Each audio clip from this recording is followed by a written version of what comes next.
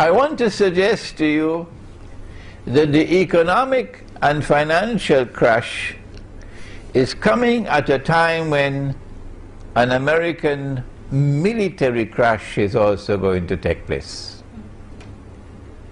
It's not just the US dollar that's going to crumble. No. That the United States has been led by its nose to a trap where it will overextend itself. And the one that is leading the United States, I hope they're listening to me in the American Armed Forces, the one who is leading the United States to a military trap are the Zionists who control the US Congress and the State of Israel. If Iran, there's a lecture I delivered maybe 1 week ago in Tamantun, Dr. Ismail, which is on YouTube, implications of a Zionist-Israeli attack on Iran, in which I have explained the subject in much greater detail, and we can mention here today that as soon as Israel attacks Iran, and I am anticipating that Israel would not want to deliver a knockout blow to Iran, because Israel wants Iran to remain strong. Why?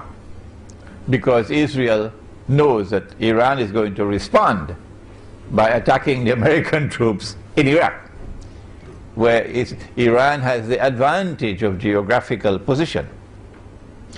And Iran has the second advantage of the majority of the population of Iraq will be supporting Iran, because they are Shia.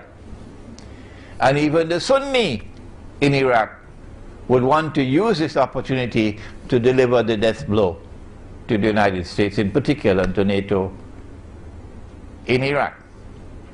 And so the implication of an Israeli attack on Iran is that the United States is going to be back to the wall in Iraq, fighting for survival.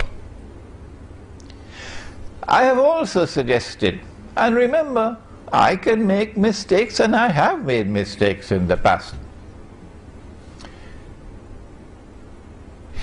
I am anticipating that Iran will also attack and take Bahrain, which should not be easy for them.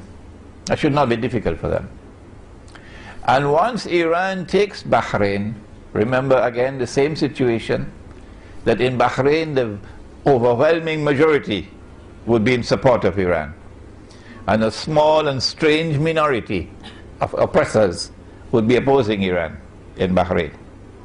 So Iran will have the majority population of Bahrain on its side, because they're mostly Shia. Once Iran takes Bahrain, then Saudi Arabia, which is now, after India, Israel's most strategic partner in the world, Saudi Arabia will now call on the United States. It's probably already prearranged.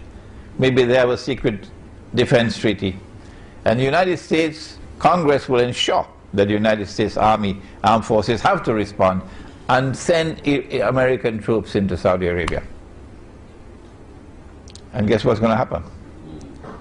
The United States, I am anticipating, is going to face military defeat in Saudi Arabia and Iraq from Iran, because the advantage is on the side of Iran. And if the United States uses nuclear weapons, that's it for Uncle Sam.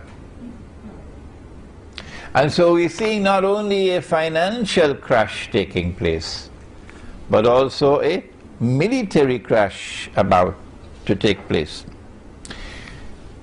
The wars that the United States have been waging, particularly since 9/11, and the monstrous lies which they've had to tell about 9/11.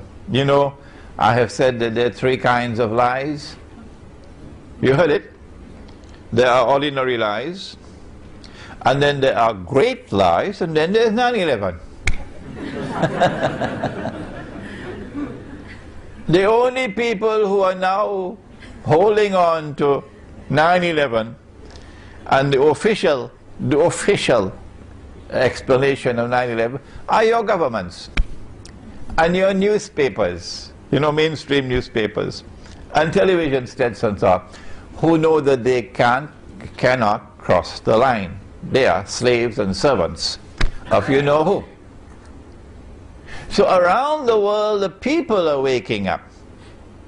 And around the world is growing resentment against the United States. To the extent that I have a student here in KL who is an American, who was born in the United States, who speaks with an American accent and is afraid to go to Pakistan. Why? Because if I go to Pakistan, although I look Pakistani, once I speak with an American accent, I'm going to be in danger. I'm going to be in danger. This growing resentment against the United States of America around the world was just demonstrated in a very dramatic way in South America. A few days ago, the heads of state of all the South American and Caribbean countries, including my own Trinidad and Tobago, met in a summit conference in Caracas to create a new organization that would replace the OAS, or the Organization of American States. The OAS, or the Organization of American States, includes Uncle Sam and includes Canada. But guess what? The new organization is called CIRAC, Community of Caribbean and Latin American Countries. They held their inaugural conference in Caracas a few days ago. And the United States and Canada are not invited to be part of this organization.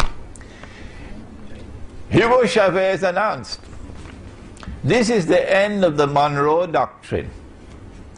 I'm not going to tell you what is the Monroe Doctrine. Take a note of it, and when you go home, check it out on Google.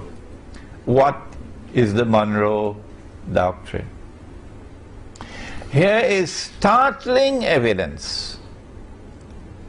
The creation of this rival organization called CIRAC to replace the Organization of American States in such a strategically important part of the world.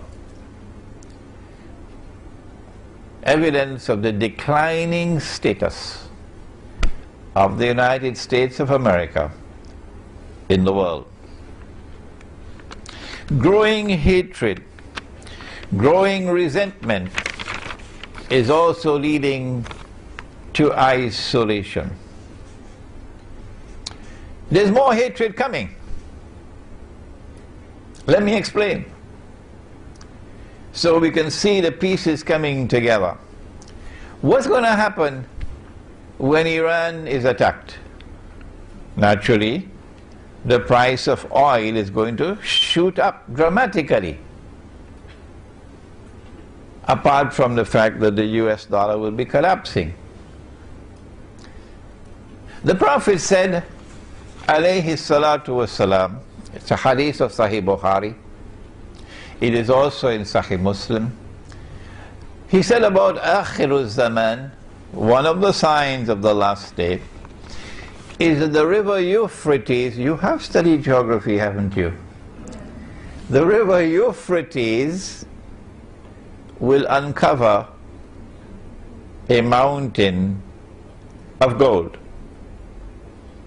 But he went on to say that the believers must not touch it.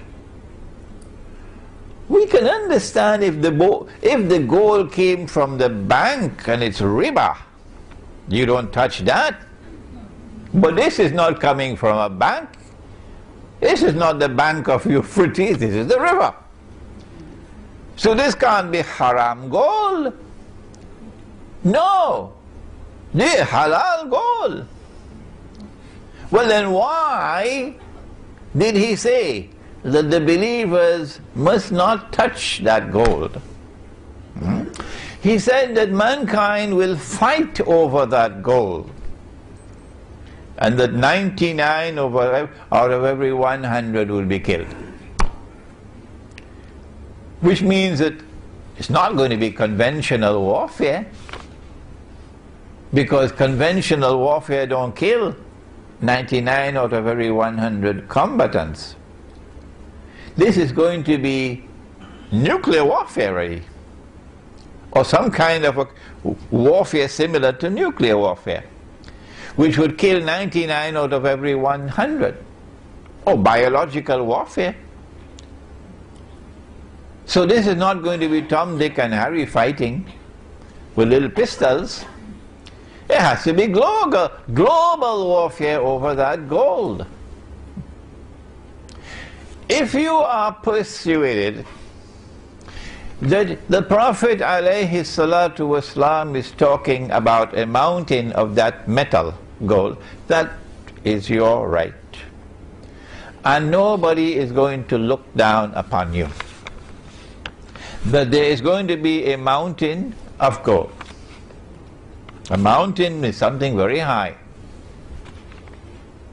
And it's going to come from the river Euphrates.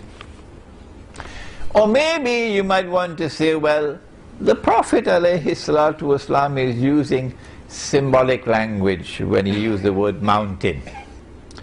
And then what he meant was a large amount of gold, because gold is normally underground, under the river. So a large amount of gold is going to come from underneath the river. Maybe you want to use that kind of interpretation of the word mountain. But there are some who say, no, mountain is mountain. And you have no right to interpret the word mountain to mean large quantity. Or you may want to allow me to offer an opinion. And of course you know the warning. Whenever Imran Hussein gives an opinion, please do not accept it until you are convinced that it is correct. I can't do more than that, can I? I want to suggest to you that not only is the word mountain being used symbolically, but also that the word gold is also being used symbolically. And that what the Prophet ﷺ is speaking of is black gold or oil. Yes, I know. They're going to jump on my neck now. But never mind. It's a different methodology at work here from the one which reduces religion to text and insists that the text must always be interpreted literally, the Protestant version of Islam. Whereas I am offering a different methodology where I'm using, if you'll excuse me, spiritual insight to try to put the pieces together to make a meaningful whole. That the black oil, the black gold or oil, as soon as it was discovered anywhere in the world, the Zionists immediately made sure they took control of it. Everywhere in the world that oil was discovered, the Zionists ensured they took control of it. They even had control of Venezuela's oil until Hugo Chavez came along. They even had control of Iran's oil. And they engineered a coup d'etat to overthrow Muhammad Mossadegh so that they could recover control over that oil until the Iranian Revolution came along and they lost control of that oil. Why did they want to take control of oil, the Zionists?